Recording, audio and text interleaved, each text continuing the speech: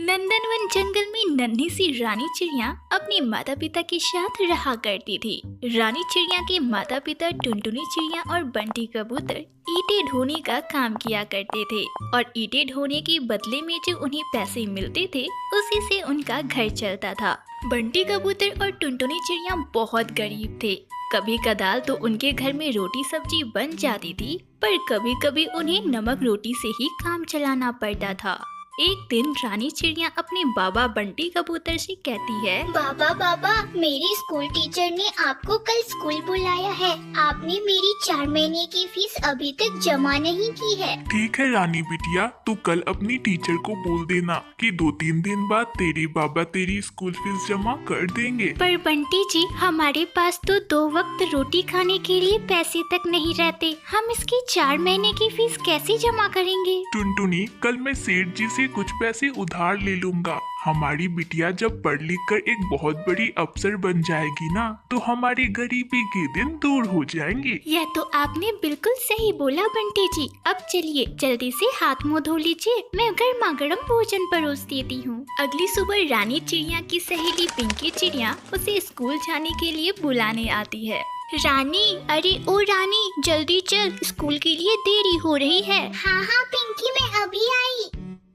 दोनों सहेलियां स्कूल के लिए निकल पड़ती है और कुछ देर बाद वे दोनों स्कूल पहुंच जाती है। नन्ही सी रानी चिड़िया पढ़ाई में बहुत तेज थी। वह बहुत ही मन लगाकर पढ़ा करती थी। कुछ देर बाद स्कूल की छुट्टी की घंटी बजती है। रानी चिड़िया और पिंकी चिड़िया घर वापस आने लगती है। तभी अचानक से रानी चिड़िया को जोरों की प्यास लगती है। अरे पिंकी, मुझे तो बहुत जोरों की प्यास लगी है। चल ना, नदी से थोड़ा पानी पी लेते हैं। ठीक है रानी, चल, मुझे भी प्यास लगी है। दोनों सहेलियां नदी किनारे जाती है और पानी पीने लगती है। तभी अचानक से रानी चिड़िया को नदी में एक फूल गोभी बहता हुआ दिखाई पड़ता है। अरे पिंकी, वो देख, नदी में एक फूल गोभी बहते हुए हमारी तरफ ही आ रहा है। हाँ रानी, नदी में तो फूल गोभी बह रही है, पर इससे तुझे क्या? तू फूल गोभी का क्या करेगी? तब रानी चिड़िया उस फूल गोभी को देखते हुए मन ही मन सोचती है, क्यों ना मैं इस फूल गोभी को लेकर अपने घर जाऊं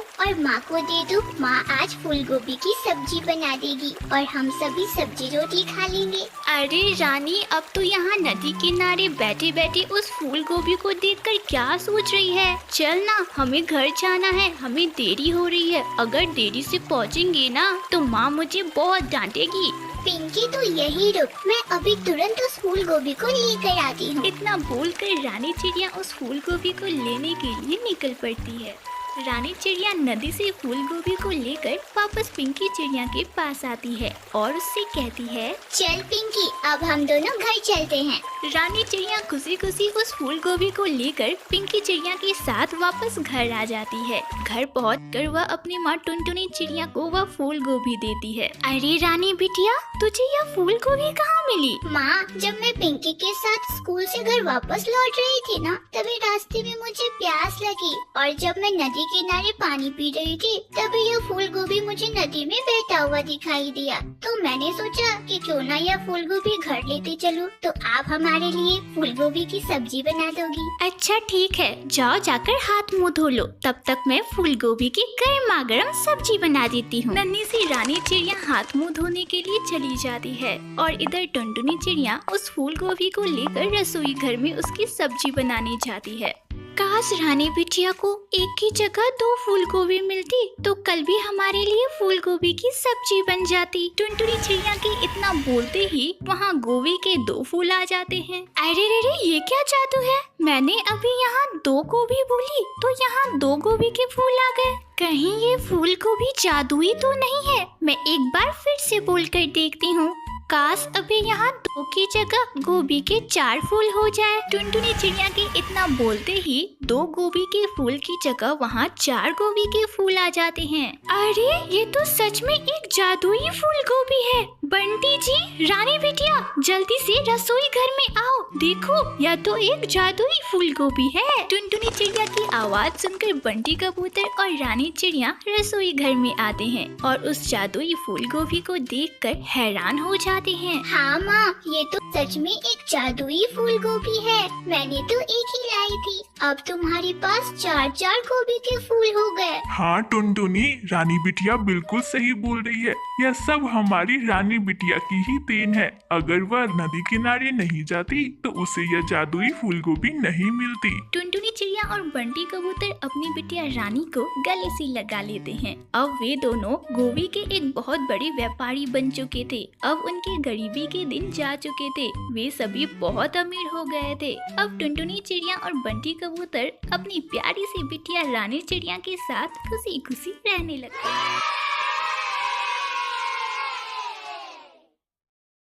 सुंदरवन के जंगलों में पंछियों का एक बहुत ही सुंदर बसेरा था। उसी जंगल में कालू कौवा नाम का एक धनी सेठ अपनी पत्नी सुंदरी कौवी के साथ एक बहुत बड़े घर में रहा करता था। सेठ कालू कौवे के यहाँ बहुत सारे नौकर काम किया करते थे और उन्हीं में से एक थी टुनटुनी चिड़िया, जो कि उनके घर की साफ सफाई किया करती थी। कालू कौवे के घर के बगल में ही टुनटुनी की एक छोटी सी झोपड़ी थी, जहाँ पर वह अपने 2 बच्चों के साथ खुशी खुशी रहा करती थी। एक बार की बात है, सुंदरी कौवी से मिलने उसकी बचपन की दोस्त मुनमुन कबूतर उसके घर आती है। अरे ओ सुंदरी, तेरा घर तो बहुत बड़ा है रे। हाँ मुनमुन, तुझे तो पता है ना मेरे पति कितने अमीर हैं। हाँ, वो तो दिख ही रहा है। अरे मुनमुन, तू कितनी दूर से आई है, तू जाकर रूम में आराम कर। वो ना मुझे शॉपिंग करने जाना है, मैं झट से शॉपिंग करके आई, ठीक है? हाँ हाँ, सही कहा। मैं जा रही हूँ, आराम करती हूँ। तू जा, अच्छे से शॉपिंग करके आ जा। इतना बोलकर मुनमुन कबूतर कमरे में आराम करने चली जाती है और इधर सुंदरी कौवी शॉपिंग करने के लिए मार्केट चली जाती है।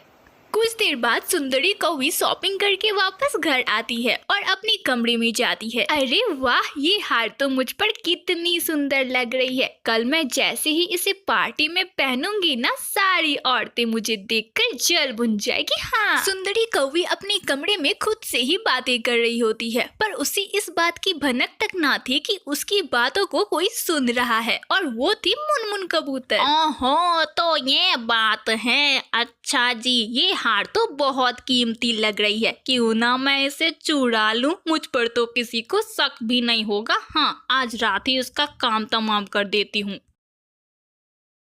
जब आधी रात होती है तब मुनमुन कबूतर चुपके से सुंदरी कौवी के कमरे में घुस जाती है और उसके हार को चुरा लेती है। जब वह चोरी करके कमरे से बाहर ही निकल रही होती है कि अचानक से सुंदरी कौवी की नींद खुल जाती है और वह चोर चोर चिल्लाने लगती है। सुंदरी कौवी की आवाज सुनकर घर के सारे लोग जग जाते हैं और तभी अचानक से लाइट जल जाती है, तो वे देखते हैं कि टुनटुनी चिड़िया मुनमुन कबूतर के साथ है और उन दोनों के हाथ में वही हार है जो कि सुंदरी कौवी ने आज ही खरीदी थी। अरे अरे, ये सब क्या है? ये तो मेरा हार है। अरे हाँ सुंदरी, देखना, ये टुनटुनी चिड़िया तेरे हार को चुरा रही थी। मैंने इसे पकड़ लिया। नहीं नहीं मालकिन, ये क्या बोल रही है मुनमुन दीदी? अब मैंने नहीं चुराया है, ये तो आप चुरा रही थी। अरे ओ टुनटुनी चिड़िया, खुद चोरी करके हमारे मेहमान पर इल्जाम लगाती है। चल निकल यहाँ से, भाग यहाँ से, मैं तेरा अब रहना मुश्किल कर दूंगा। वहाँ मौजूद सारे पंछी टुनटुनी चिड़िया की बातों पर थोड़ा भी विश्वास नहीं करते और उसे और उसके दोनों बच्चों को धक्के मारकर उस जंगल से बाहर निकाल देते हैं। अब मैं अपने छोटे छोटे बच्चों को लेकर कहाँ जाऊँ, कहाँ भटकूं मैं इस अंधेरी रात में? मैंने तो चोरी भी नहीं की, पर किसी ने भी मेरा विश्वास नहीं किया। बचाओ बचाओ मुझे, बचाओ कोई। अरे अरे, ये किसकी आवाज है? अरे बच्चों चलो जल्दी, लगता है किसी को हमारी मदद चाहिए। चल जल्दी बच्चों। टुनटुनी जब थोड़ी दूर जाती है तो देखती है कि एक चींटी का पैर एक बड़े से पत्थर के नीचे फंस गया है। वह तुरंत से उस पत्थर को अपने चोंच में उठाती है और उस चींटी को उससे बाहर निकालती है।